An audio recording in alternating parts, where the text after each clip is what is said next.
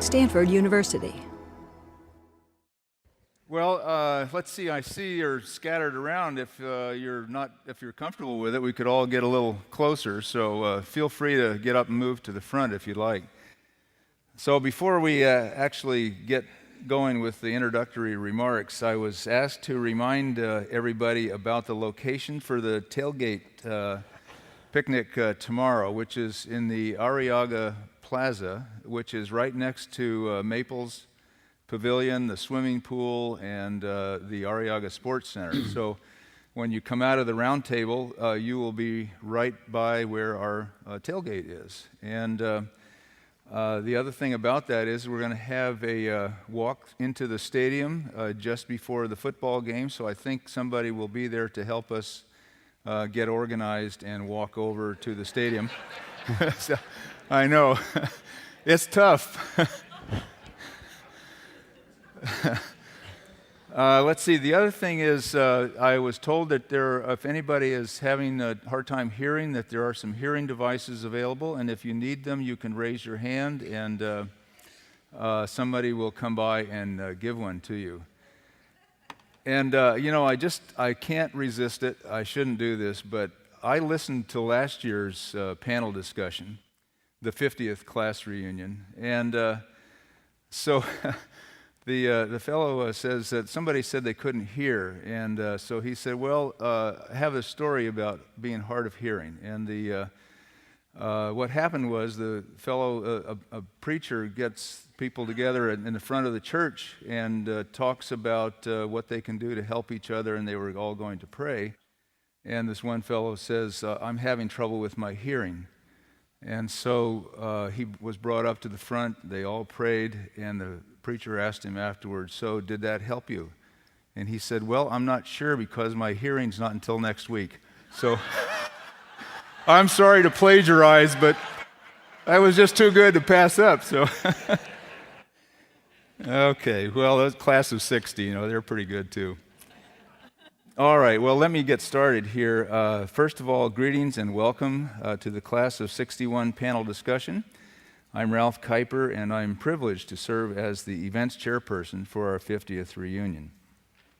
Thank you all for coming to the reunion and for attending the panel discussion. And as it turns out, I'm also serving as the coordinator and moderator for today's panel because I was unable to find somebody with an upward twitch in their arm, so here I am. Sorry about that, but I think you're going to really enjoy hearing about the activities from some of our classmates about some things that they have made their life's work. First, I want to take you through a little history of the formation of this panel and its theme, Pushing the Boundaries.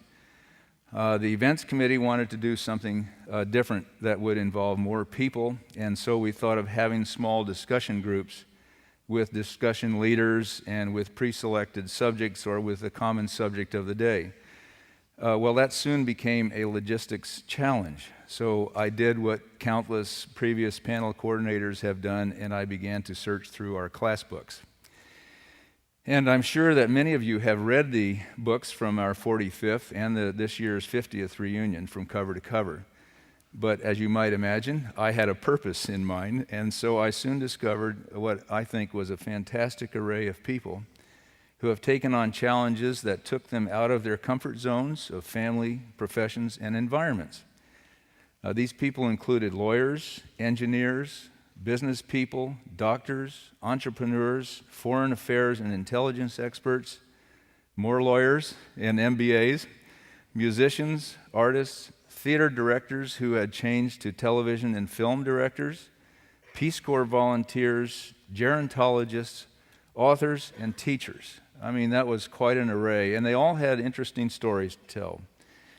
There were a few who might even describe how their professional challenges had overlapped with those of our nation, industry, and the field of entertainment. So the idea began to grow, of forming a small panel of people who would share their stories of how they began projects, and foundations who would share their stories of how they are working abroad and here at home, and how they pushed the boundaries of women's issues, for example, and provided technical solutions to human problems.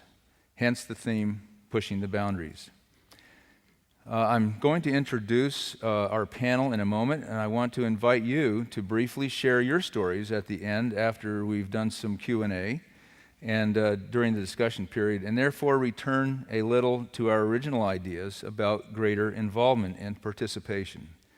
Please feel free to use the standing microphones, or if you want to say something, you can raise your hand, and we have some that will be passed around. There were student volunteers in the audience to do that, by the way, so just get their attention. I'll have a few questions for the panel myself, and then I'll open it up to the floor. So get your thoughts together, and please join in the discussion, and I will introduce each of our classmates before their remarks, and we'll have a discussion when they are all through. So for our first panelist is Paula Gianturco. Paula is our first example of pushing the boundaries and changing directions. She worked in a marketing firm and founded her own company. She then began a career as a photojournalist, documenting women's lives in over 50 countries. Paula is just completing her 5th book, and her first 4 include In Her Hands, Craftswomen Changing the World, Celebrating Women, Viva Colores, A Salute to the Indomitable People of Guatemala, and Women Who Light the Dark. Her books are philanthropic projects with proceeds going to nonprofit organizations like Global Fund for Women. Her work has been exhibited around the world, and if you were in Paris in March, you would have seen her photos at the UNESCO International Headquarters. We couldn't take everyone to Paris, but we were lucky enough for Paula to share her work with us today. So please welcome Paula Gianturco. Thank you.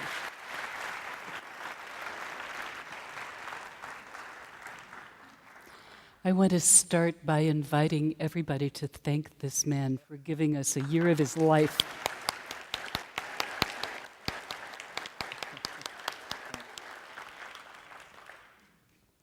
How many of you take pictures for fun?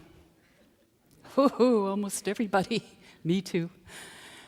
The year I was 55, I should tell you, this could be your story, all of those of you who had your hands up. The year I was 55, I decided to teach as well as do business consulting, which I'd done for 35 years.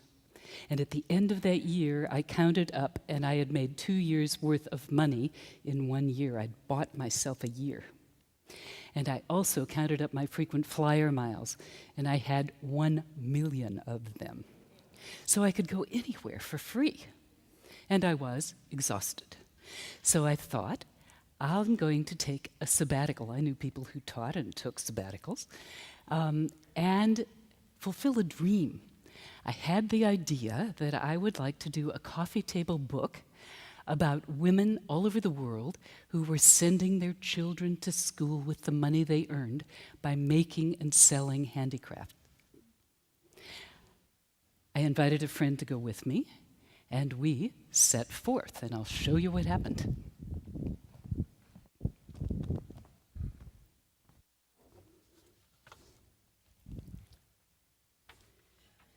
We traveled by dugout canoe to the San Blas Islands off the coast of Panama, where we interviewed women who made molas like these.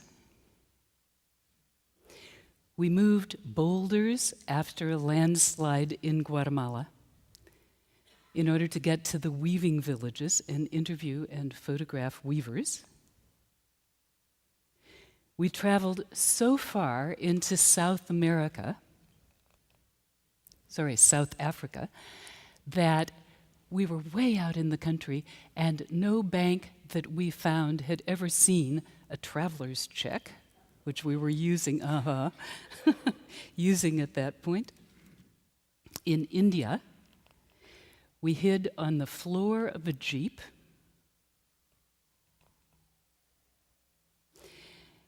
Went way up against the Pakistani border, where they were not excited about having American women, and photographed mirror embroiderers like these.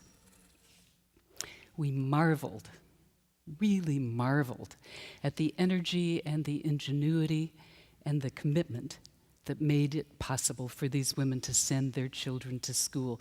The women became our teachers and our friends. we discovered that women's determination is stronger and their spirits are larger than we had ever imagined. I never went back to business. I'm now working, as you heard, on book number 5. Here I'm ululating in Kenya, learning how to do that. I've documented women's lives in 55 countries. Along the way, I learned the answers to some important questions. Do you remember when Freud asked, "What do women want?" I know what women want. They want environmental opportunity, economic opportunity. They want environmental sustainability. They want education. They want health, and they want peace. That's it.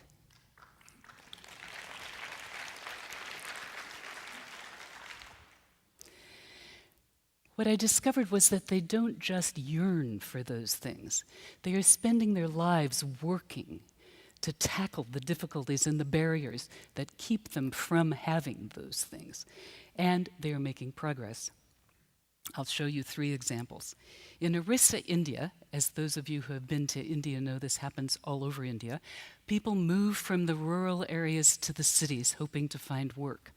Often, they don't find jobs. There simply are none.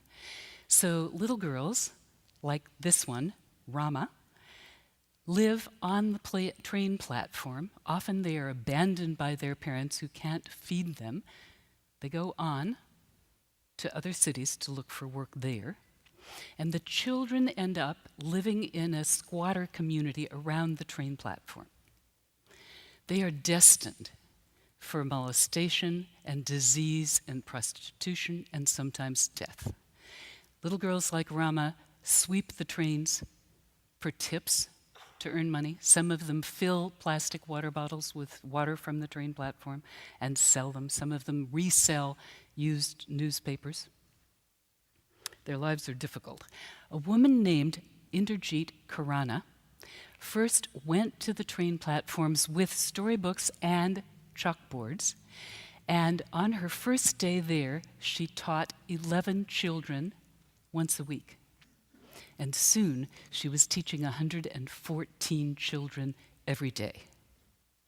There are today 12 train platform schools. You'll see little clusters of children sitting under the trees on the train platforms, studying, learning the 3 R's in 3 languages, while the trains zoom right past.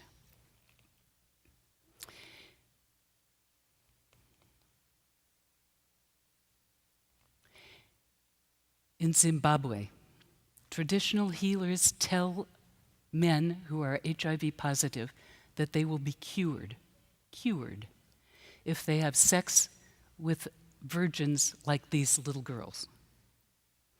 A teacher, Betty McConey, started an after-school program called the Girl Child Network.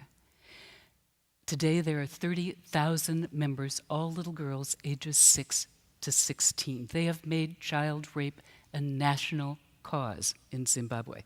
The girls write poems about their experiences and recite them in public meetings, and instantly communities are mobilized to action.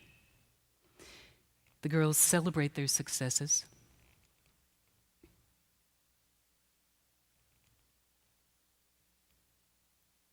In Brazil, Rita Conceição runs an after-school program for little girls who grew up in the favelas, as she did.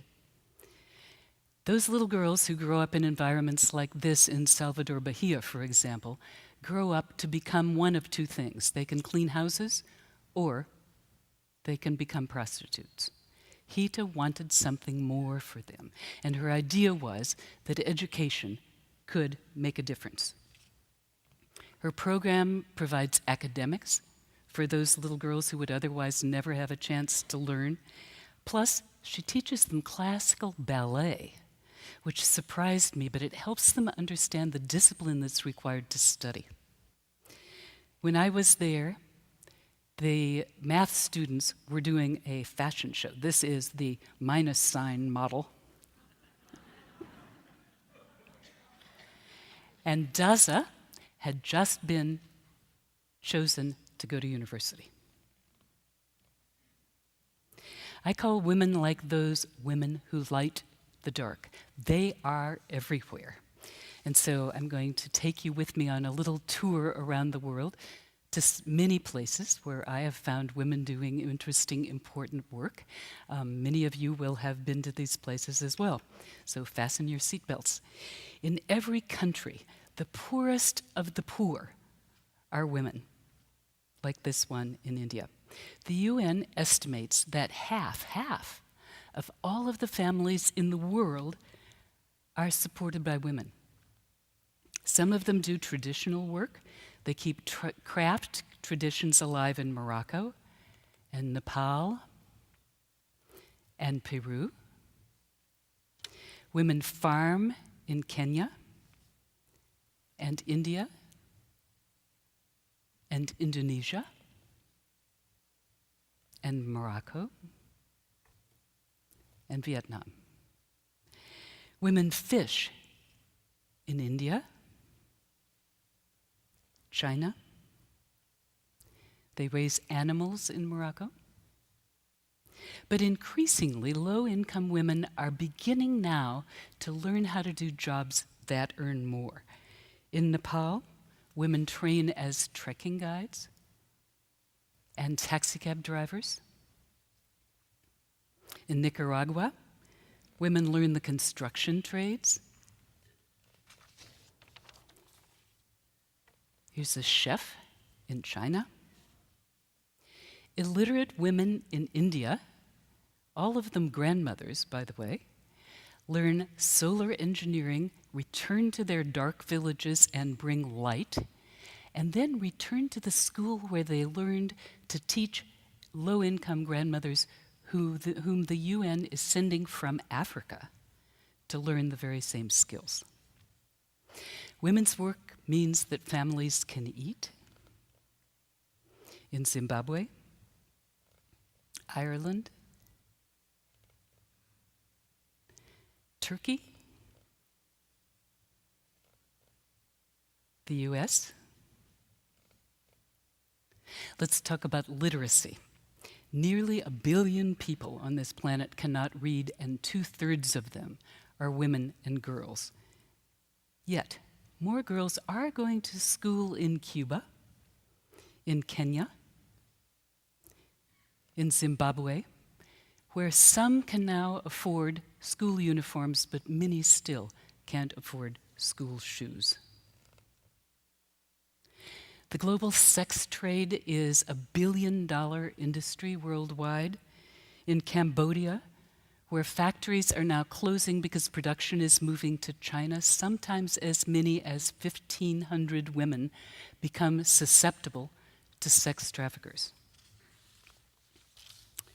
The UN estimates that 1 in every 3 women is abused. In Vietnam, groups like this one use storytelling as therapy. In the United States, women in wheelchairs learn self-defense because they are particularly vulnerable to attack. What about environmental issues? In Vietnam, motorbikes cause so much pollution that people, men and women, by the way, wear scarves so they can breathe. A huge issue for women is water. In Africa, fetching water is the work of women and girls. Some of them may walk as far as 7 hours a day out and back, which means, of course, that by the time they have water, there's no time to go to school. Ditto India. In Kenya, women's groups sell water in order to get enough money to pay the drillers whom they've convinced to dig wells on credit. In Guatemala, I loved this invention. This woman turned an old bicycle into a water pump. Let's look at health. Half the people with HIV/AIDS in the world are women. A woman doctor in Cambodia, you can see her in her white coat at the back, runs mobile clinics, and she teaches about AIDS prevention. In South Africa, HIV-positive grandmothers run daycare centers for the children many of them their own grandchildren who are AIDS orphans. Cameroon Medical Women's Association teaches nutrition to women who are living with AIDS, as this woman is, and teaches new mothers how to prevent it, how to avoid it. This indigenous nurse in Ecuador teaches the same thing to tribal people there. Obviously, AIDS is not the only health problem that women are tackling. Women with disabilities from 30 countries come to the United States to learn about leadership so they can run disabilities organizations in their own countries. Disabled women in Cameroon get job training from the community health workers. In Kenya, the little girls dance when sanitary napkins are distributed because otherwise they would not have them. They'd been using leaves and rags. Saturday is Hygiene Day at the train platform schools that we saw a few minutes ago in India. The kids learn how to bathe in the drinking fountain on the train platform. Lots of little streakers on Saturday. And a doctor checks once a week to be sure that the kids are healthy. In Senegal, grandmothers convinced the villagers to abandon the practice of female genital mutilation so their granddaughters won't die in childbirth. In the United States, raging grannies demonstrate for healthcare reform. This Senegalese woman told me that she is 130 years old, and she credits the fact that she has never eaten anything with preservatives in it. I was glad to know this. Let's look at human rights. Lesbians in Argentina perform street theater to reduce discrimination. This play is called The Seven Patriarchal Commandments. Philippine women who were sex slaves during World War II have now sued Japan for reparations, for apology, and for a place in the history books. They are determined that no one will be a sex slave again. That's the last of the photographs. I just want to make a few closing comments. Actually, I'm going to want to read you a poem, so I have to have my papers. These women taught me how to create an artistic and social and economic legacy. As you heard, I give 100% of the author royalties from my books to nonprofit organizations that are working internationally to tackle the problems that face women and their families everywhere. The recipient for the most recent book, Women Who Light the Dark, was the Global Fund for Women, which is working in many, many countries internationally. What I didn't count on was that the readers of my book would join me. And slowly, as I went back to work again in the countries where I'd been before, I discovered that people had given money directly to the women in books. I now know of $125,000 that went from the readers of the first book to the women in the book. It made me very proud and very happy. Many people ask me how they can get involved. If you're interested in knowing more about that, you can go to the womenwholightthedark.com website. Look at the Shine Your Light section, which is full of information about how to understand the issues and how to take action. You may already, I suspect, because I've been talking with many of you, be engaged in work that is important locally and regionally and nationally and internationally. And I salute you for that. But if you know people who aren't yet, that website might be a good resource for them.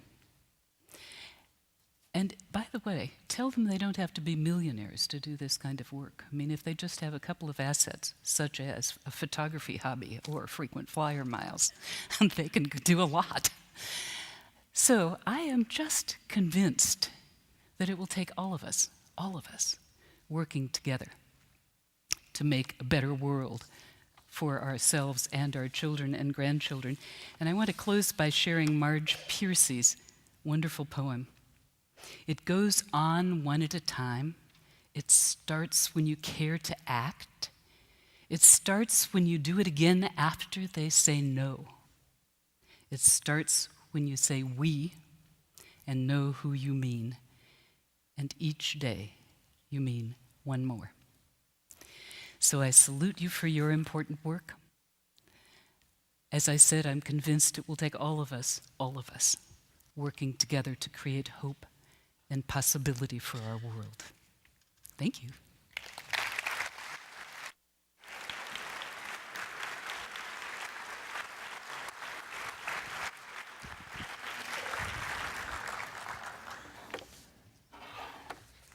Thank you, Paula. And I don't know, probably a number of you have traveled to some of those countries that Paula had taken photographs in, but I don't know about you, but they're a lot better than the ones I took when I went there, so thank you.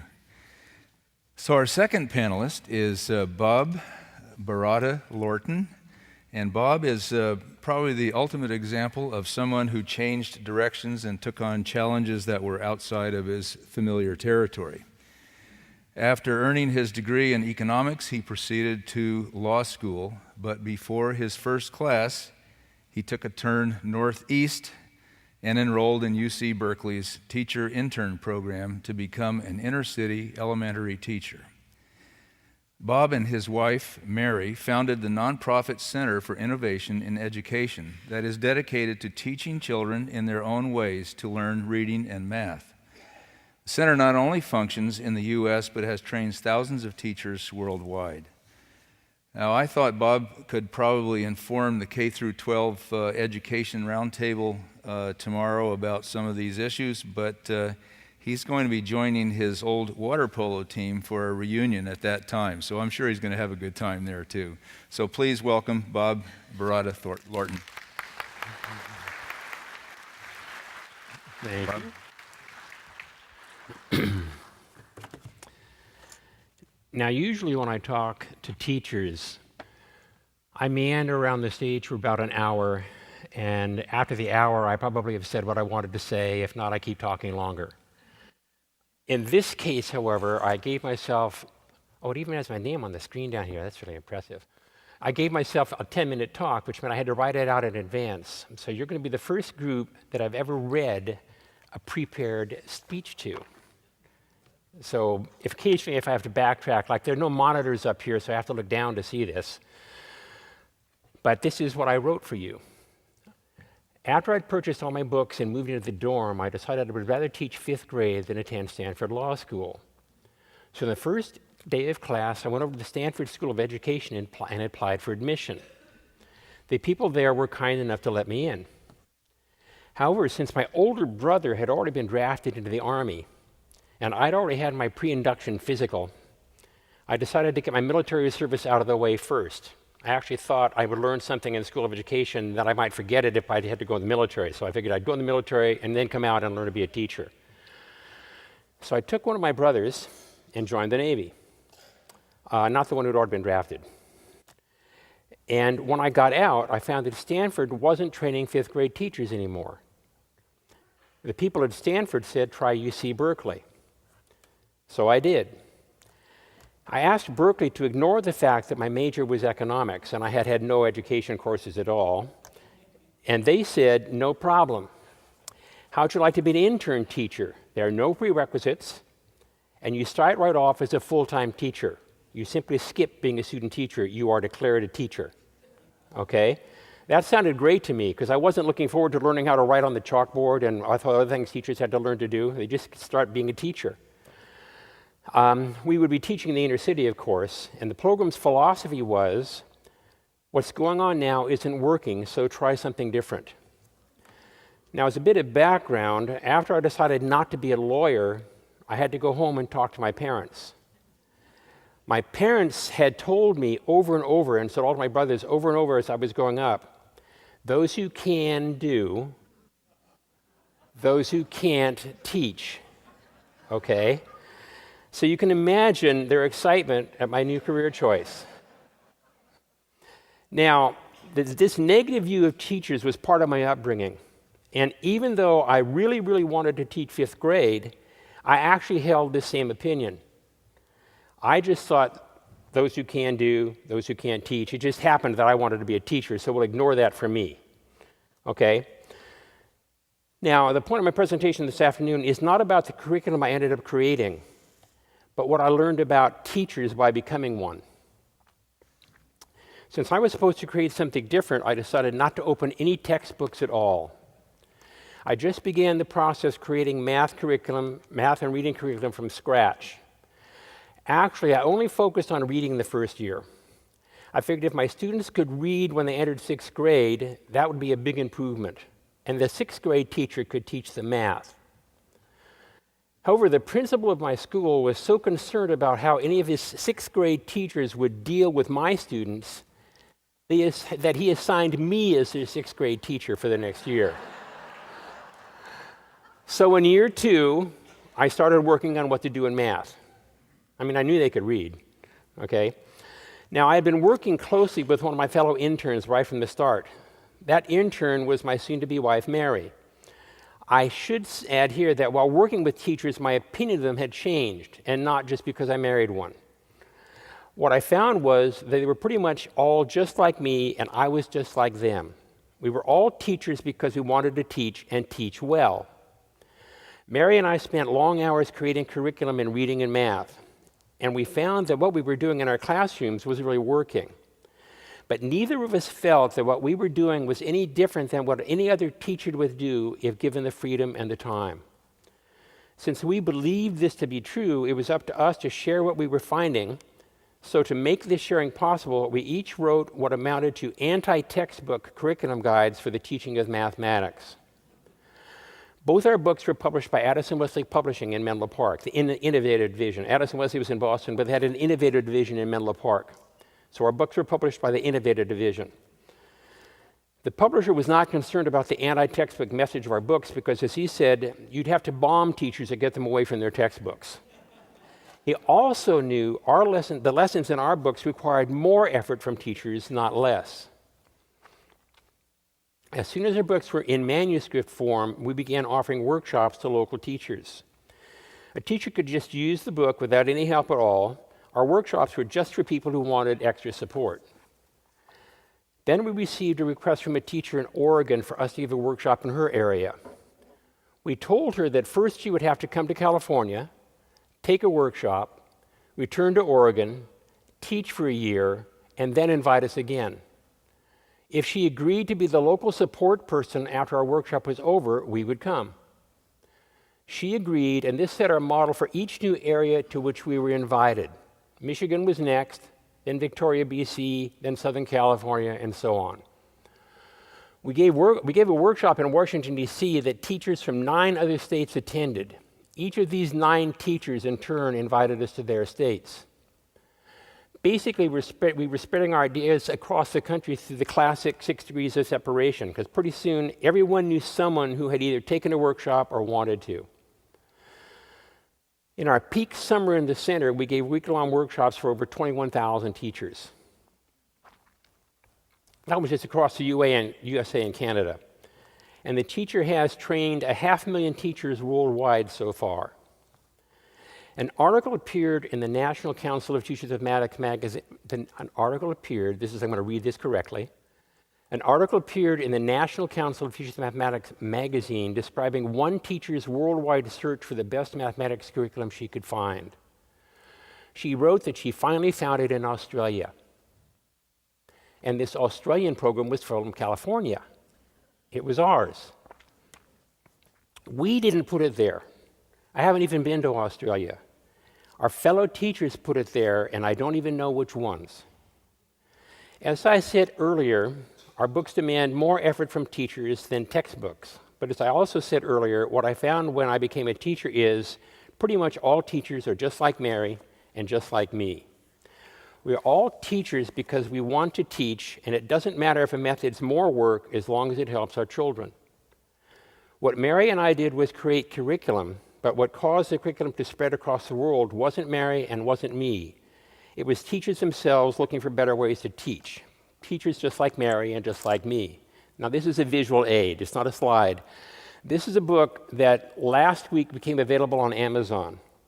It's one of our books translated into Spanish by teachers in Chile. They also did, I mean, it's an excellent job of the book. They did a beautiful job of this book, but teachers did this on their own. I provided them permission. I gave them permission and provided them support, but this was entirely on their own. And it's like what it says here is, here's a book I made available. It's a Spanish translation, one of our books done by teachers in Chile. And it means, this to me represents teachers are the same everywhere. They did this because they're teachers. Now, I mentioned earlier that Mary and I created curriculum in reading and math. The math ideas spread around the world because we could put them in book form, like the teachers in Chile could translate the book. Although it's just as popular with teachers who have used it, our reading curriculum is not as easily spread. It's composed of so many unique components that we could not produce it, we could only produce it in kit form. In 1985, we produced 2,000 kits to test the program's effectiveness in classrooms other than our own. Since the kits were made pretty much indestructible, nearly all 2,000 kits have been in continual use since '85. The program has a 100% success rate in teaching children to read and to write, regardless of their background, because remember, Mary and I were inner city teachers. Despite its success rate, however, we could never find a publisher for it because, as the publisher said, it has too many pieces. When I first saw the iPad demonstrated, when I saw the iPad demonstrated for the first time, I knew that too many pieces wasn't a problem. So starting a year ago, I began turning our reading program into a series of 14 apps. 14 apps is a lot of pieces, but the iPad doesn't care. The last of the apps will be finished this month. I do not know how easy or how hard it will be to spread the app curriculum around the world, but I do know that the price will be within everybody's means. It's free. Now, ideally, app presentation. There we go. These are the 14 apps. They're all done except for minor little technical things like one doesn't have a table of contents and one freaks out if you're not on the web and stuff like that. But those are the apps. Now, Mary and I named the reading program after ourselves, not because we felt a need for immortality, but because all the other names we could think of were already taken. But the teachers actually using the program named it something else.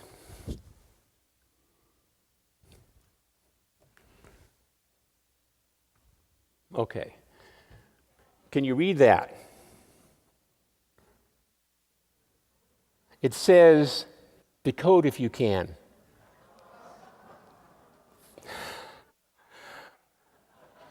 Simple. That's the name of the program that the teachers gave it. This just happens to be one of the 14 elements. This is a book that introduces children to the sounds in English, but it's called Decode If You Can because the king lives in the mystical land of Decode If You Can. Now, here's my summary. What I learned about teachers is they are just like me, and I am just like them.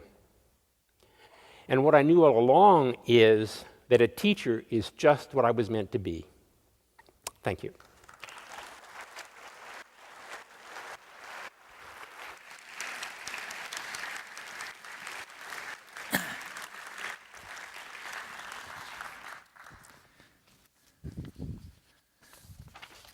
Well, thank you, Bob. That, it reminds me of probably all of us have had a teacher somewhere along the line that made a difference in their lives.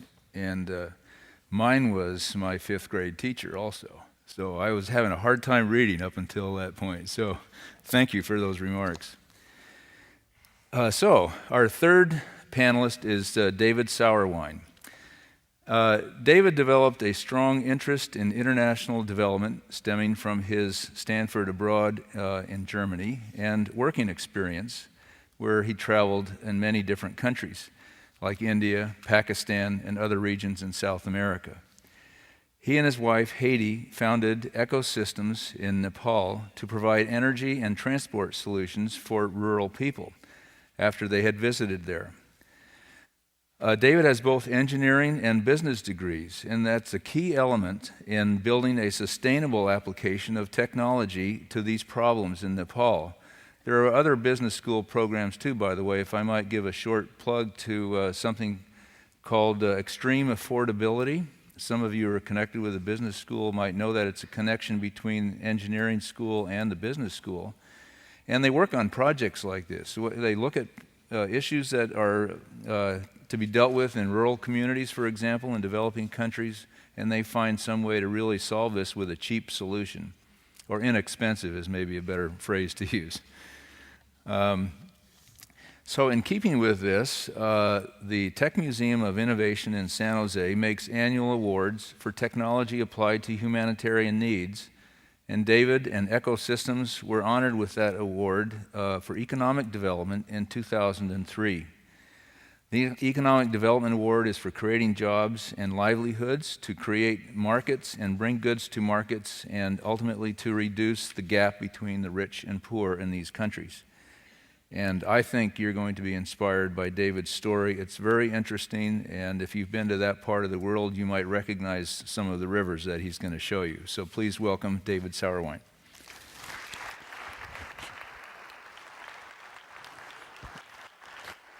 Thank you, Ralph. Just for my own information, could I see a show of hands for those who have been to Nepal? Okay, we have an active class. For those who here who have not yet been, consider this a sort of a flying carpet quick tour. I'll try to get us landed in the correct amount of time without damage. And thank you for this opportunity.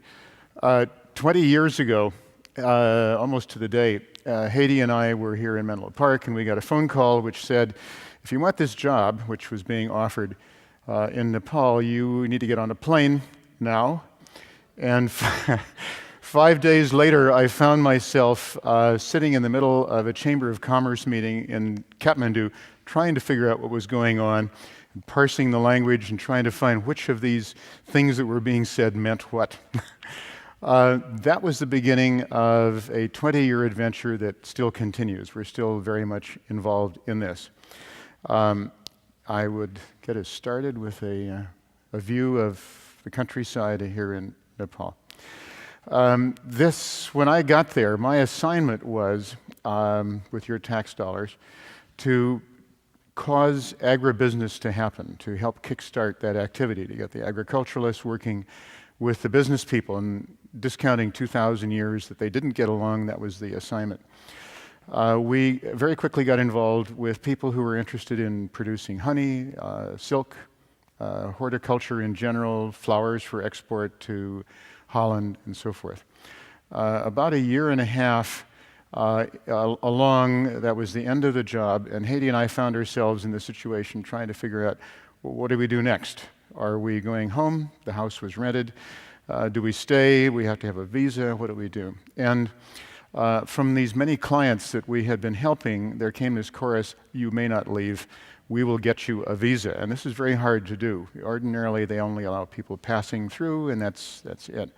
So miracles happened, and we got the visa, and we had to figure out, okay, what do we do that's truly useful? So we had 2 projects in mind, and we carried both of these to the point we had investors and a good business plan, a lot of supporters. One was to clean up the Kathmandu Valley, because they had no functioning landfill site, and everything that was burnable basically was being burned in place, and the rivers were being polluted. That we carried to a certain point. And then the minister in charge basically wanted a consideration to allow the permit for us to proceed.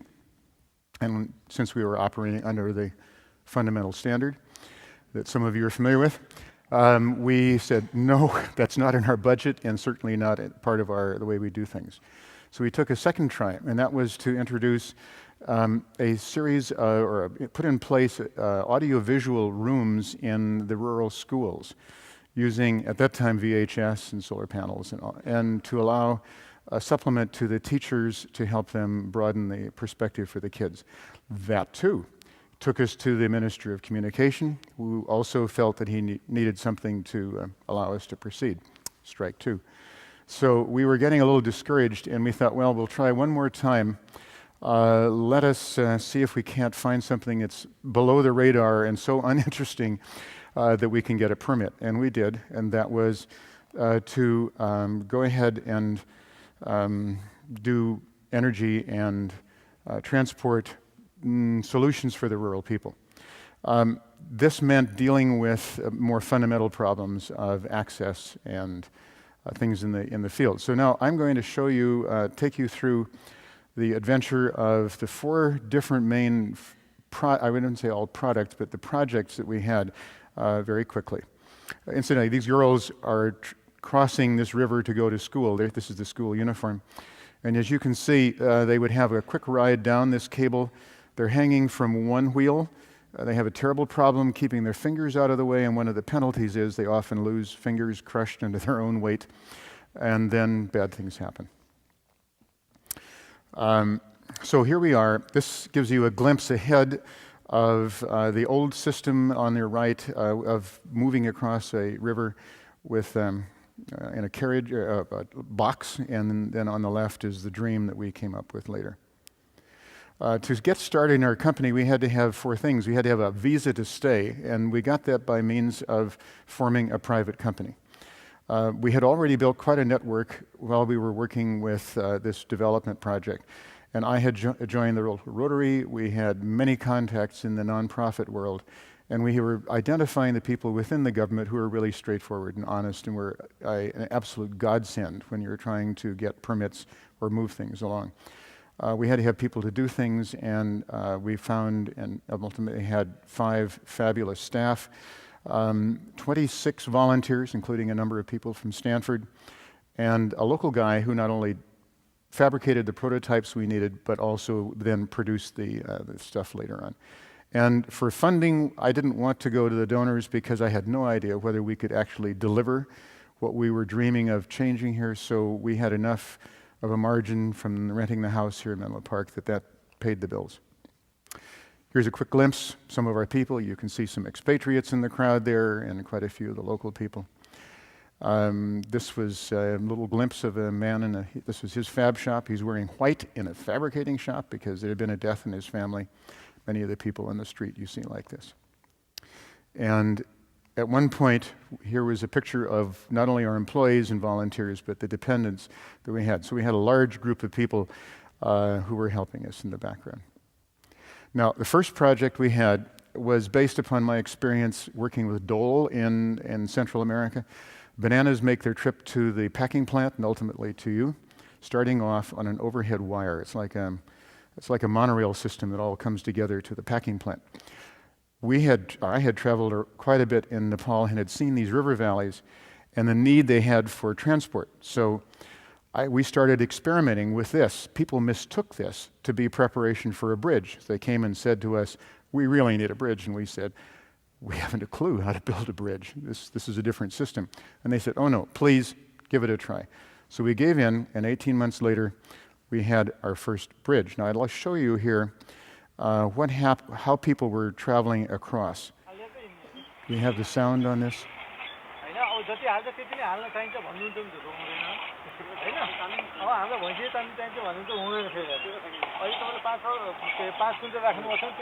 You watch what happens to the fingers and how close they are to the. So people from this particular site had come to us to look at the sample bridge that we had. While they were there, one of their family fell off this and was killed in the rocks down below. So a very nice donor group stepped in and funded the bridge, and there it is. Thank you, ladies. Photo finish, here we are. It's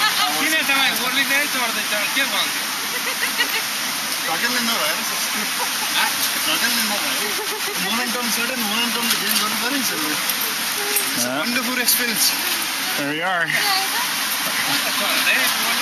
That's actually easier than going in Kathmandu traffic, don't you think? Now, as you've seen some of the details of this, these bridges are nothing more than either 2 or 4 wires that go across with trolley wheels. The whole system hangs from that. It's designed to be very strong, so no matter how many kids or cement sacks or whatever are put into them, we have usually a factor of 4 of safety, which is even beyond what the Swiss were doing with their bridges. We've built 38 of these bridges. We estimate more than 3 million passenger trips. And as Ralph mentioned, we got the Tech Award in 2003 for this. It's not to say that everything's perfect, because maintenance and continued service from them is a big problem, and for that we as everybody does in their work, need volunteers and support to keep it going. I'll be happy to answer questions about maintenance in the third world if any of you want to know. Here's the Tech Awards story.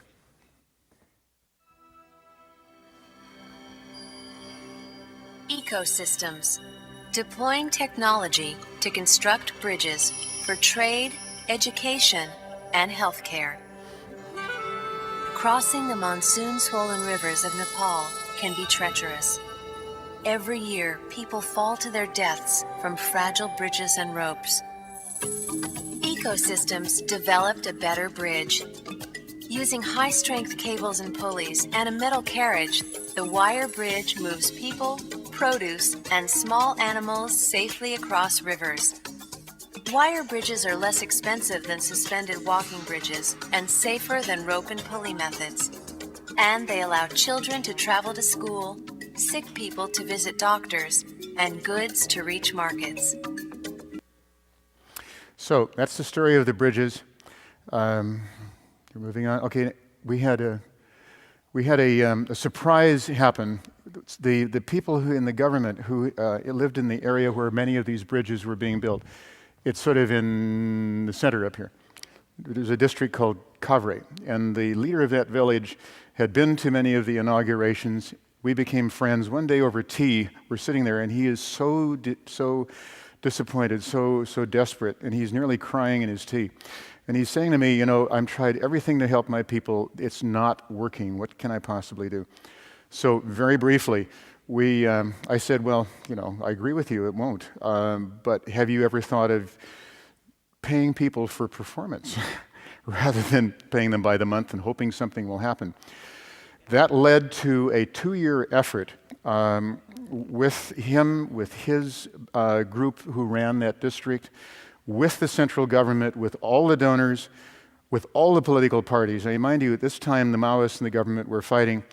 We delivered all the parties, the business community, everyone, to support the idea that the government would devolve the authority for health, education, road maintenance to a development program in the district under the supervision of a committee, the majority of which would be representatives from the multinational companies to keep the sticky fingers away from the contracts.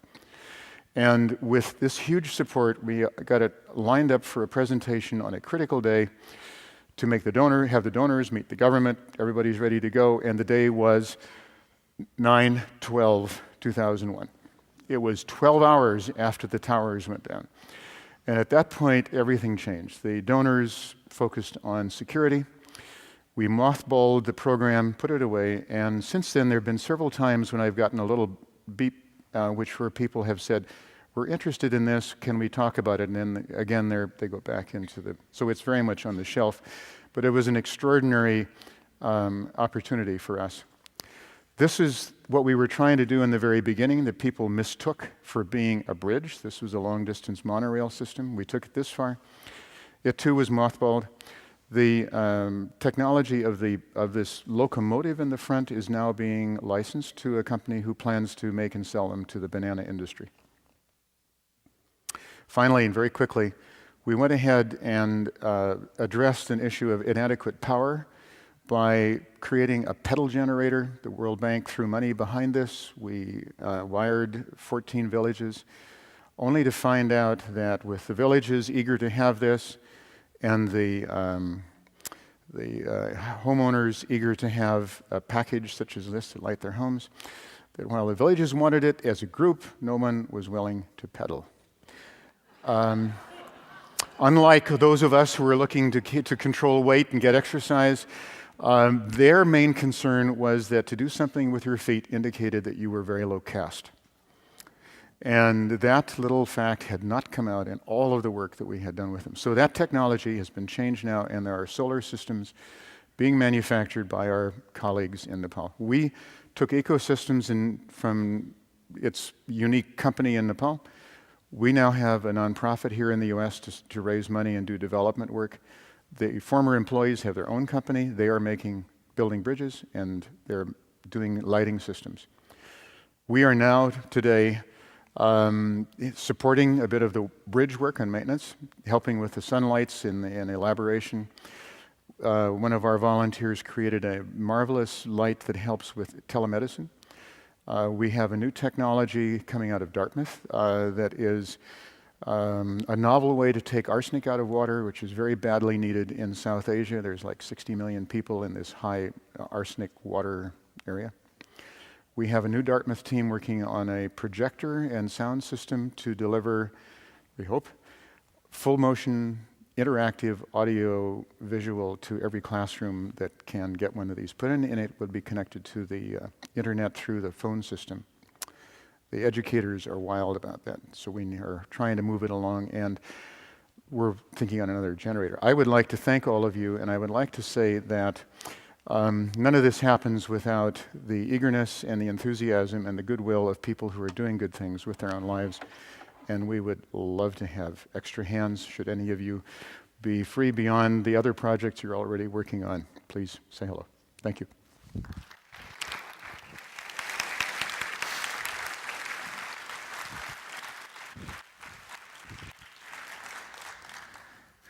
So I've got to say that was a pretty cool solution to a serious problem. But again, I don't know if you've been in some of those areas, but those rivers are quite wide and dangerous, and we've been on some suspension bridges there that I thought were bad enough to walk over. So this is quite an interesting solution. Okay, so I'm going to, I have just a couple of questions for the panelists, and then I want you to ask some questions, and or if you have some stories to tell about what you think have been interesting changes in direction in your lives, take a couple of minutes to do that. So let me start off with wondering, and maybe all of you could answer this, were there mentors in your lives that you think helped steer you in this direction? I think that's a reasonable question. I mentioned my 5th grade teacher, Bob. I don't know if you guys have some that you think were particularly important. If you count the girls on the Castanea school bus,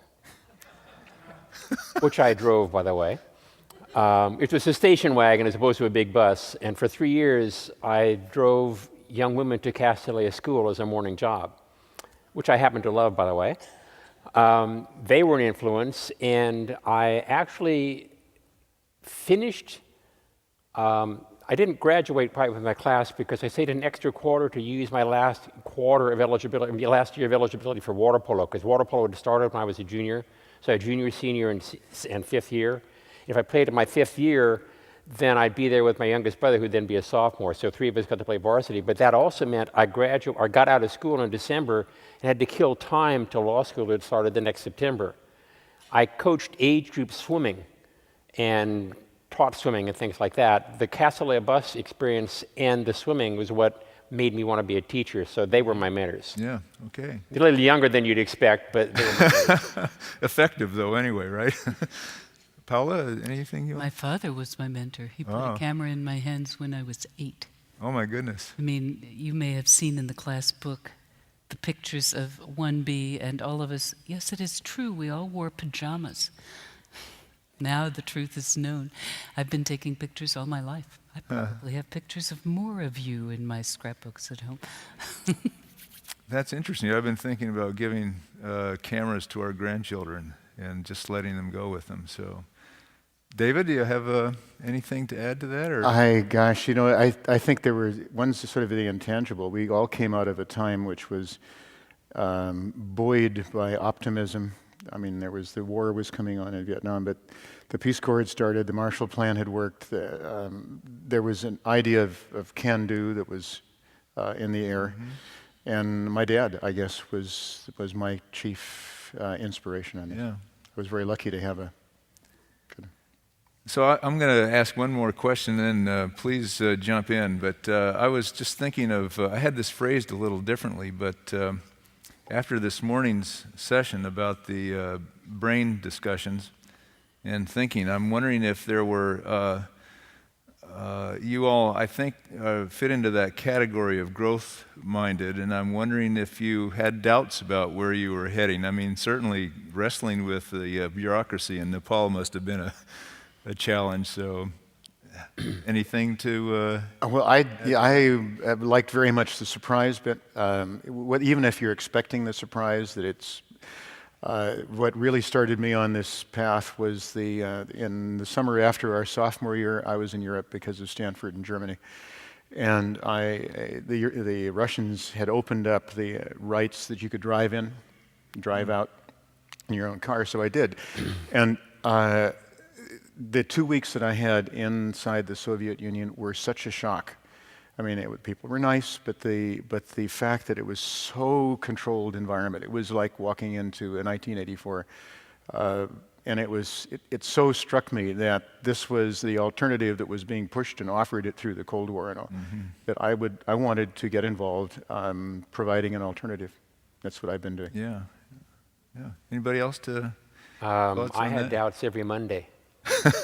My first year of teaching, I mentioned, I decided not to open any textbooks, but that leaves the fact open, I had nothing to do.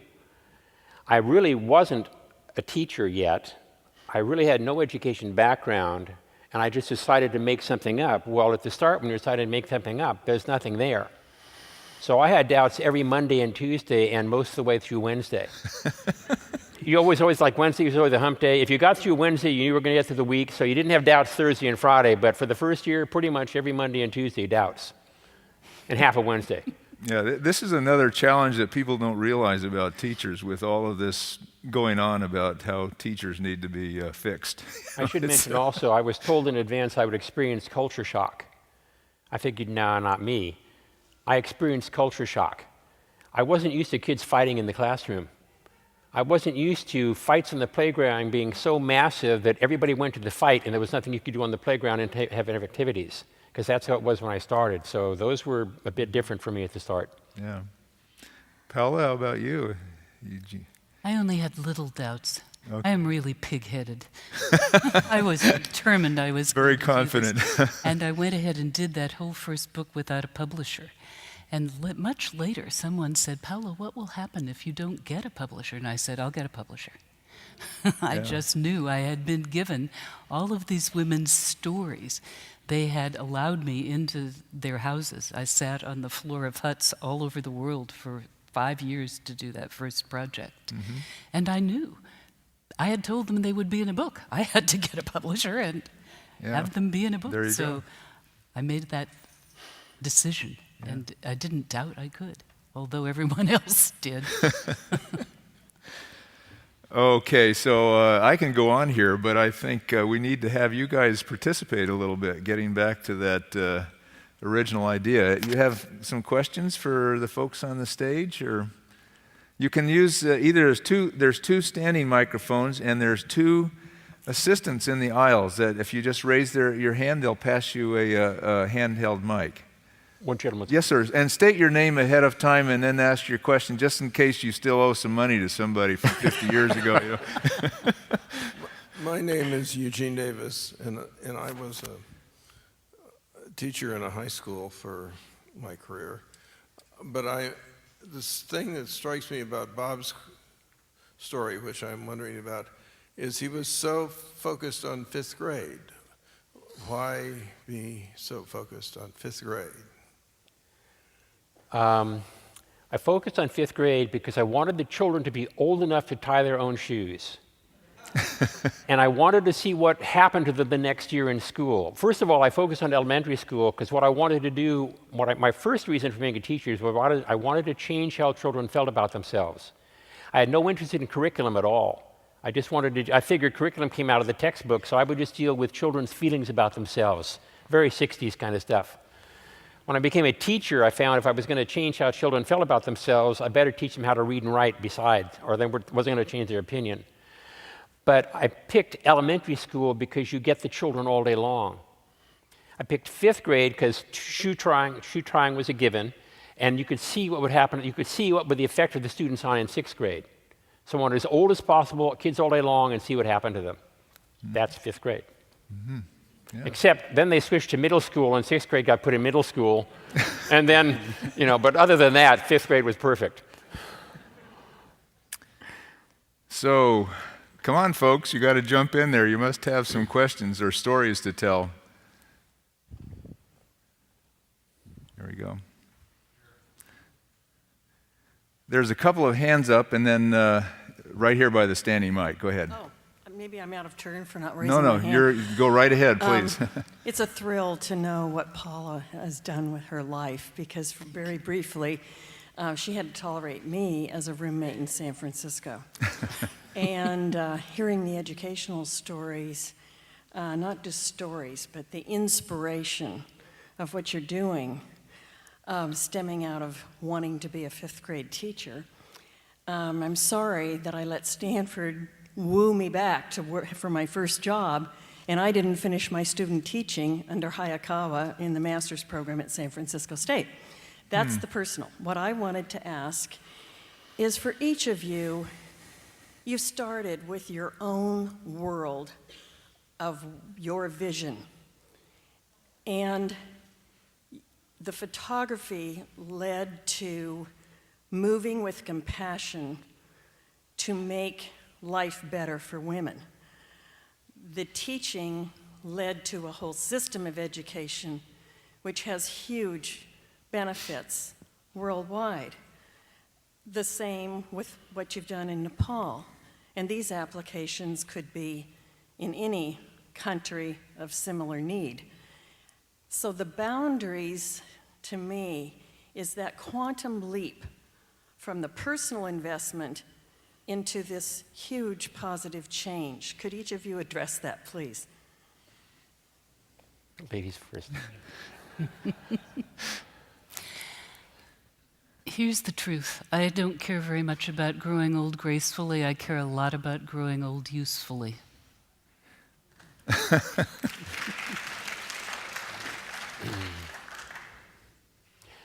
My original desire as a teacher was to be a teacher so long in the same school that the children of the children I taught would come through that school. But when I got involved in teaching in the inner city, and this is at the point when books like The Way It's Supposed to Be, and I mean, a lot of these inner city teacher books were coming out with the teachers struggling and fighting the system and stuff like that. But I was having all the freedom I wanted to create, and I was finding things that worked.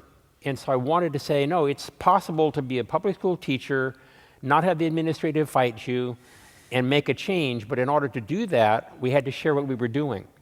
And the sharing got out of hand. So we had to set the center up, and I still get to teach, but I also run the center. So it wasn't my intention to start a center, but it was my intention to teach, and then it was to share what was working, and that ended up with the center. Anything to add, Dave? Yeah, I'm not sure. My objective was to try to make lives better for people, and to do that by solving problems. I guess this is an engineer's route to solution. And while I worked for a long time through big corporations, when we stumbled into this situation in Nepal where we had a chance to be on our own, it really put the test to this. And while it seems like we have a lot of projects, we really did try to stay focused on those that would genuinely bring benefit to people. And I feel very good about the ones that worked well. I feel sad about the ones that missed the mark. I wish, if I were doing it again, I think I'd probably try all the same ones all over again, though. Let's see, I think I saw some hands up down in front here. I'm Marty Sorensen. Can you, well, she's got a mic there, Marty, yeah. I'm Marty Sorensen. I'm here with my wife, Charlene, who is a Stanford graduate. I want to ask Paola if she has an opinion on whether the Arab Spring will be of any benefit to women.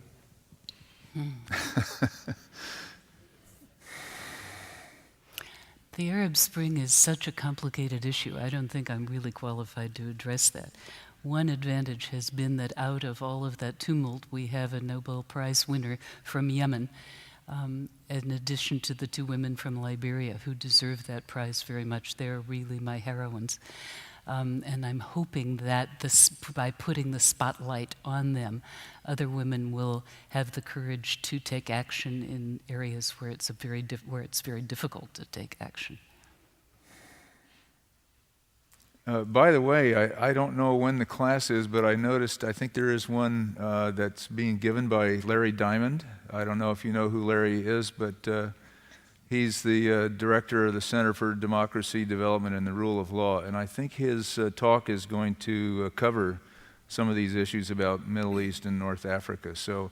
And he's a terrific, very knowledgeable speaker. If you don't know him, I'd highly recommend it. Yes, sir, go ahead.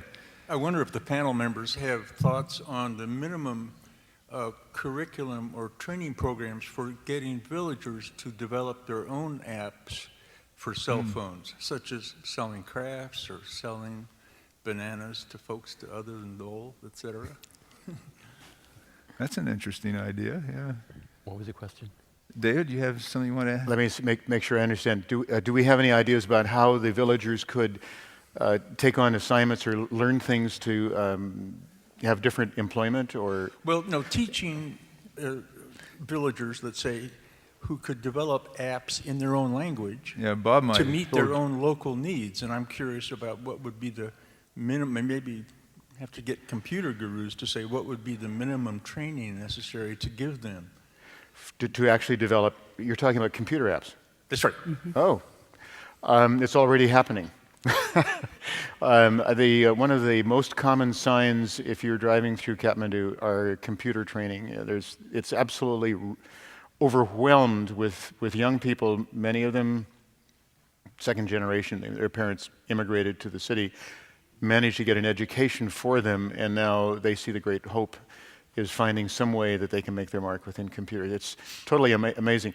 The disadvantage for all of them is that electric power. Kathmandu last year went to the point where people were getting no more than 4 hours a day, and it was at random times of electric power. So woe to the people whose equipment depends on this. Yes, let's go to this side. And state your name, please, and then ask the question. My name's Molly Sterling, and this is a question for Paula. You have changed the minds of us as well as introduced women to ideas that they could use in their own cultures. Would you tell a story of the ritual you chose for the United States in celebrating women? Okay. Celebrating Women was my second book. I had discovered as I was traveling around that there are festivals that celebrate women. Who knew? Because in so many places women are discounted. So I found myself doing lots of research when I came back to the United States, and I discovered that there had never been a book that looked multiculturally at festivals that celebrate women. And in fact, there were many reasons to celebrate women, different culture by culture, by the way. And they ranged from the most traditional, nurturing, kind of supportive, motherly behaviors to the most warrior-like behaviors and everything in between. So I went to 15 countries and photographed these festivals, and that was book number 2, called Celebrating Women. If you had been doing this project, what event would you have selected to document in the United States that represents the way women are celebrated here? Mother's Day is it. Hello? Mother's Day is it. I don't know if you heard that Miss America contest. That is what I did. I have to tell you, I went to a Navajo weaving festival, and I stood there for 4 days and took photographs and interviewed people, and the whole time Bert Parks was singing in my head, saying, "There she goes, your ideal." And I thought, if I'm going to be intellectually honest about this, I have to photograph Miss America. I discovered something fascinating, and that is, thanks to the feminists' work in the 80s, Miss America is completely different now from what I had imagined. I had imagined, for example, that everyone would be blonde and blue-eyed. They aren't. There are all kinds of ethnicities. There are Hispanic American and Asian American and Black Americans. I had imagined that everybody would be not very bright. Guess what? I have never been with so many really, really smart 17 to 24-year-olds. They were Rhodes Scholar finalists. They were magna and summa cum laude. They were Dean's List. It turns out that one of the reasons that those contestants compete is that they want the scholarships that come as awards. It turns out Miss America gives more money in scholarships to women than any other institution in the world, $45 million a year. And the other surprise was that although what we see on television is evening gowns and bathing suit competitions, that counts for 5% in each category. What counts is a private interview with the judges in which the women must defend the social issue that they will espouse during their year as Miss America. So I was amazed to see the outgoing Miss America that year was working on breast cancer research, and the incoming Miss America that year was working on bullying in high schools. So they're actually very serious and very smart and very different from what I thought. Thanks, Molly. Thank you. Okay, we'll go to the left side. Hi, this is Mary Lou McKinley Greenberg, another of Paola's roommates, freshman year in Robley. I have my own little claque of roommates here. And I was actually going to pose a question similar to the woman who was your roommate in San Francisco. And then I thought, should I? And I think so, because it's a phrase that was in the description of this class panel that I think is very provocative and very, and something that people have to grapple with continually. And this is a pretty spry group of people here. But I think the phrase is getting out of your comfort zone.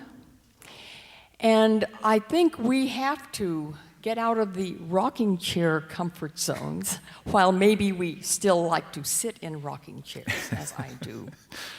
And I just wanted to say something, and then I would like the panelists to actually reflect on this more. I mean, you did in the answer to one of the first questions, how you came to change what you were doing.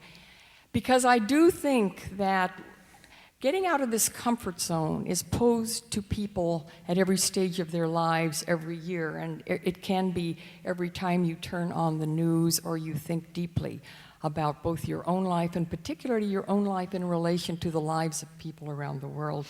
I think trying to bring about a different and far better world, as I have done since the 1960s, I've been involved with building a movement for revolution in this country. It means changing and challenging your thinking, your doing, and your very being. And it means digging beneath the surface of things, seeing possibilities, seeing the world as it is in all its complexities, and from that, from deeper understanding it, working to change it, as I think the panelists have in their different ways. But for me, just briefly, the comfort zone means traveling to where an abortion doctor has been killed and giving support to that clinic and doctors and women all around the country. To me, it means listening to the stories of parents whose children have been killed by the police, or Oscar Grant up here across the bay. I think it means challenging our own thinking about what a different kind of society would be. And for me, it's when you talked about having gone into the Soviet Union and seeing the great rigidity and things, I think there's new thinking out there about what are the positive things of those past revolutions, including revolutionary China, which I visited, but also looking at the weaknesses and shortcomings and doing this in a way so we can go farther. In other words, challenging the comfort zones that we're in takes different forms. And I was thinking of it in particular when Paola was showing her slides, because the comfort zone of of beginning to do what you did when you decided to do it must have been a lot of challenges to you. You were determined, as you said. But the comfort zones that we have, are we going to make a leap out of what we've thought, out of what we've done. And so I do think that is a continuing challenge for all of us, no matter how old we are. And when Paula said she doesn't want to grow old gracefully, she wants to grow old usefully. I think that's something that I think needs more discussion and wrangling with, but could the panelists address some of this more?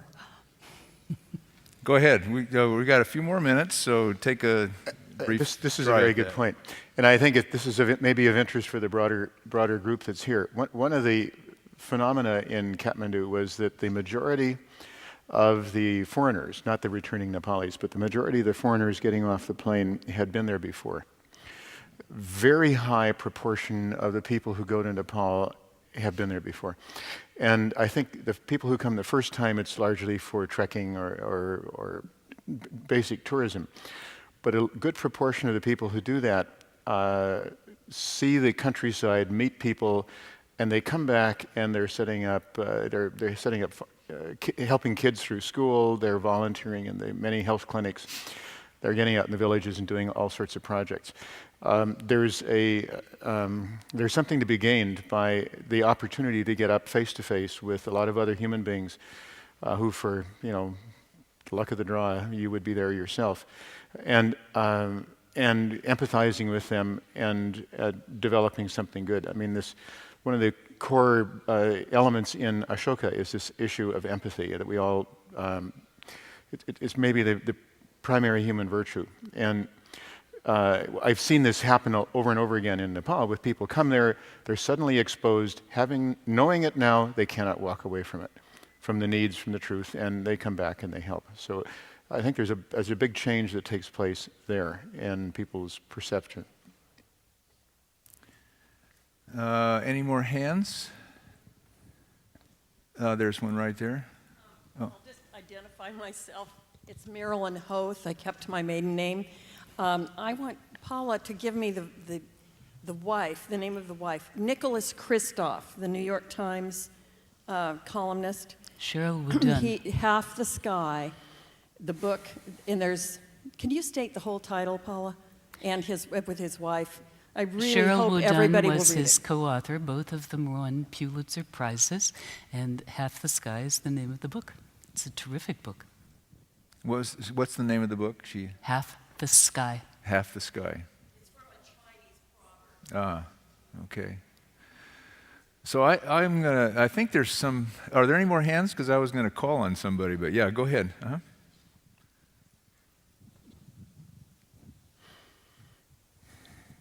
Well, I guess I was known as Susie Gerdwin freshman year, but I discovered that Susie didn't really fit who I thought I was. But I have always been very inspired by knowing that Lillian Carter joined the Peace Corps as an older adult. I really don't know how old she was, but I just, in terms of Mary Lou talking about pushing the comfort zone and all of you, I was thinking to myself now, how many of us would venture joining a senior Peace Corps and going somewhere for 6 months or a year at this stage of our lives to do something good? You know, you can do that, by the way. There is no age limit on the Peace Corps. And if I might say, one of my extracurricular activities is I chair the Peninsula chapter of the World Affairs Council. And I know in fact, David was there at our kickoff event in September, and it was about the Peace Corps.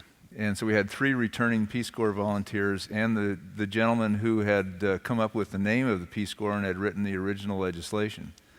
So a part of that was the fact that we learned a lot about the Peace Corps, and that was one of the facts, is that you can enlist now. And in fact, I think it's the mayor of Palo Alto's mother is in the Peace Corps, or was recently. I don't know if she's still in it, but so there you go. I mean, I'm glad you brought that up. That would be a terrific thing to start at this point, I think. I know some people in the audience have been involved with foreign affairs and field service and so forth. I don't know whether anybody might have a comment on the workings of our government in relationship to NGOs and so forth, since 2 of the people on the panel have certainly been involved in those kinds of private activities, and is the government helpful or a challenge in this regard? Anybody want to volunteer their services? I was looking at you, Todd. Give the microphone to that gentleman. Hi, I'm Todd Stewart, and I'm a retired Foreign Service officer. I was most interested in what was said here because your activities were largely, if not entirely, financed from your own resources or from private sources. And of course, the government up to now has provided a fair amount of money as an aggregate sum, not on a per capita basis, for foreign assistance. Coming out of this budget debate now, there seems to be a overwhelming consensus that this is the first thing we're going to cut. And I'm curious to get the reactions of the panel and perhaps other people as well as to how we can have this sort of national consensus saying that foreign aid is something that we should be dispensing with, or at least radically reducing. At the same time, we have these private initiatives which are certainly wonderful, but by the same token, to make a significant difference, there has to be a lot of dollars behind it. Yeah. Thank you, Todd. I'm sorry to put you on the spot there, but I had you in mind. Thank you for standing up. So, David, you mentioned that you had done some work with U.S. organizations too, I think, in this initial boy, endeavor. There are a lot of people over the 14 years that we lived in Nepal, and certainly also since then. There were a lot of people amongst whom I respect very much, who were in the development world, either in health or education, doing certain things there, who said the best thing of all would be that basically most of the donor organizations would leave. Stop. Don't interfere.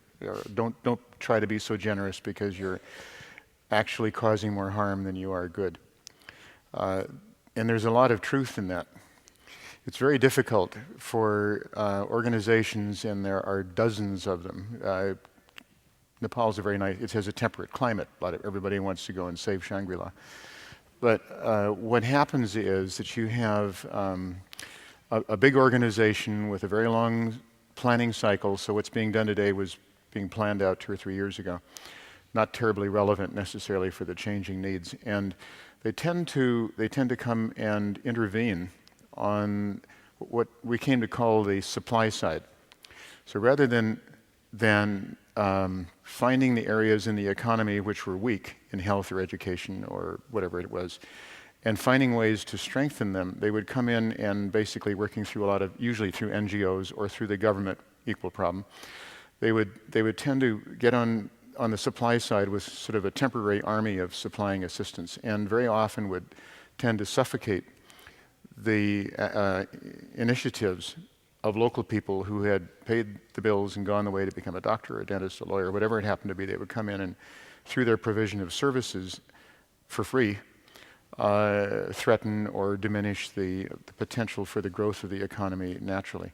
So rather than going around the demand side and providing, if you think of it as sort of a voucher for people to shop around amongst suppliers and let the market, let the people decide what is best, and let the better people either innovate new products, or they would tend to suffocate it. So there's a great difference in the sophistication of the aid packages that come in. The Northern Europeans tend to be, I think our general consensus was, a lot smarter. They had people who stayed longer, were more professional in the field than some of the other countries, sometimes including our own. So it's a very difficult thing. Also, the question is what you address. There's a seasonality, a fad element to what people are working at right now. It's women and children, and tomorrow it may be more inoculations. I don't know what's there, but almost without exception, the subject of the population growth and family planning has been left to the UN Family Planning Association, and those people are generally 9 to 5. They're not paid on performance, certainly. And So the aid that comes in has no ability to reward those countries or those people or those sections of the country that are doing something about their own population issue. I mention this because all of what we've done, while it's great and we do help individuals, it does nothing to stem this inexorable decreasing slide of the standard of living. When Haiti and I went to Nepal, there were 18 million people, up from 5.5 million in 1950. There are now 30 million. And in the face of that, there's nothing that can be done in the way of education and health that's going to essentially raise the average standard of living. So, and that's not being addressed by the donors. While our own government has been good about supplying contraceptives, they had an absolute certificate of death on anybody who mentioned family planning in an email and so forth. That was scourged out until we had a change recently of administrations. So it's in much of what we saw, it was difficult. The program that I went on, which was agricultural development, they didn't have enough money to pay for the program itself coming out of Congress, so they borrowed, or they took a lot of milk powder from the USDA, or from the farm, our surplus milk, and they sold that to the government monopoly dairy to get rupees with which to run our program. Now, the Danes had invested millions of dollars teaching the farmers how to do animal science and grow water buffalo and get milk and bake cheese and so forth. And having all this competitive milk powder coming in didn't do very good things for the efforts that had been made to really grow strength in the economy. So there's not a lot of really good evaluation that's going on. And we, at the bottom of the aquarium out there, watching all of this, really after a while felt that things could be done so much better, so much differently. And that's why this public-private partnership concept appealed so much to the Nepalis, who saw that there was a way that they themselves could get involved and do the things they wanted to do. Okay, thanks, David. I'd like to add something, though. Oh. So you mentioned 2 NCOs. Yes, right. We're also, NCO, I guess was when Mary and I set up the Center for Innovation in Education, we decided we never wanted to worry about government funding because government funding is a problem. So we funded our center and continues to be funded with, when we wrote, I mentioned we wrote books. Well, we wrote the books for the center. The center gets royalties from all the books we've ever written, the center gets the royalties for. And the center pays for itself with the royalties from books. We won't get much from the apps. But also from the workshops we give. We just had I don't know if it's Qatar or Qatar or whatever it is. It's where Al Jazeera is, and it's right next to Saudi Arabia, that one. They requested us to send someone over for a year. So he ended up staying there 2 years, but we now have a bunch of instructors. They sent me back a picture that I couldn't show here because they didn't want, there's a lot of people in burqas and things like that, and they didn't want the picture shown. They did send back for me so I could see they were. But we have instructors now in Qatar, or Al Jazeera is. Okay. But we've always been self-funding just because, I mean, I believe there should be foreign aid, and I believe there should be lots of government funding of things, but we just chose to opt out of that so we never have to worry about it. Yeah. Which is an advantage. I see one person standing up. We're going to take one more question, and then I think we're going to have to close it up because there's a class coming in. I just wanted to make one quick comment on this issue. I'm very concerned about the money that has been going to women and girls around the world that is endangered. If you are to look at womenthrive.org, they are an organization which has in part been funded by one of my books that is working with Congress to protect the money that's going to support women and girls around the world. And I also wanted to say that in addition to private philanthropy, I've seen a very interesting model in Canada. I just met the people from the Stephen Lewis Foundation. There are 240 groups of grandmothers in Canada who, with grandmothers in 13 African countries who are taking care of AIDS orphans, had a meeting and designed their own program. And the African women said, we're old, we may have 15 grandchildren who are now orphaned, whom we have to take care of. We can't carry water, we can't earn money. We need help, but we don't want to be seen as charity cases. And the grandmothers from Canada said, good, We don't want to be seen as the bank. So they made a deal, which is that the African grandmothers ask for just enough, and the Canadian grandmothers raise and send just enough. And that may be enough to buy seeds so they can plant a community garden and feed the children.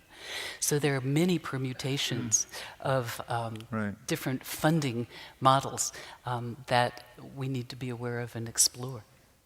Okay, if it's a quick one, then please go ahead. It's a quick one. I don't know how quick the answers will be. Yeah, well, the answers have to be quick, too. So. My name is Carol Wyatt. I was Carol Shoemaker when I attended Stanford.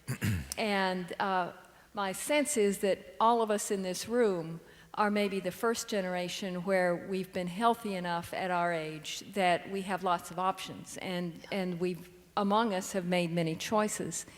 And I just wondered about the three panelists. 10 years from now, will you be doing what you're doing now? Will you be doing a mix of that and something else? What do you think you'll be doing 10 years from now? You go first. Fishing? That would be a short answer. I'm being watched from the audience here, so I have to. I am hoping I'll be doing exactly I would like to respond to that, actually. It's a very good point. The business model, the thing that we've been trying to do, which is not, we didn't know this in the beginning, but we discovered that was what we were doing, is to identify a problem, develop a technical solution, as you've seen here, and then hand it off to the appropriate local business or other group that would take it and run with it and make sure that the benefits, the impact comes out of that. Hopefully this is a self-extinguishing thing for the individual projects, and I know that I have a partner in the audience who would very much like to see get all of these things to the end and dispersed. So I would hope that 10 years from now, basically, I will have completed this cycle and I can advise and help others, and I can do what she'd like to do for us. I will keep doing what I'm doing until I can no longer tell you my name. And if I cannot identify myself, you can sell my house too and put me someplace. But other than that, this is what I'm doing. I already don't pay myself for doing it. So I guess I'm already retired. So this is what I'm doing in my retirement. And I hope when I'm 10 years older that I will be doing exactly what I'm doing. I am committed to the idea that my work might help people understand each other more completely. And I think that understanding is the necessary precursor for our all working together to tackle the problems that face our world. Okay, very good.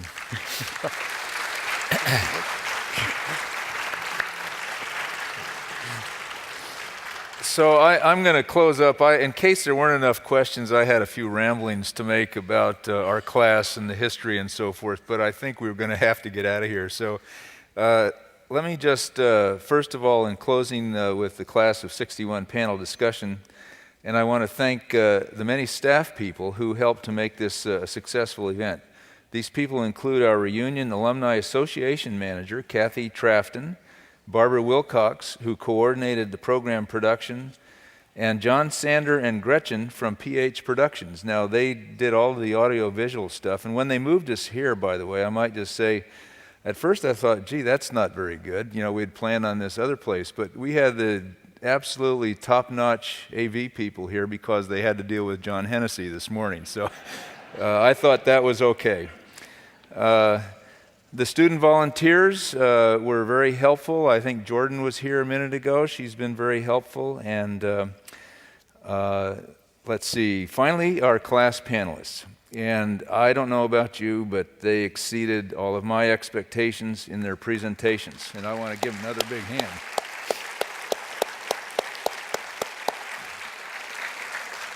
And, in addition to giving us a terrific recounting of their stories, they are certainly fall into the category of philanthropists. And I just think it's absolutely terrific that we have people like this in our class. What a great group of people you all are, and it's been a pleasure to help make all this happen. So thanks very much. For more, please visit us at stanford.edu.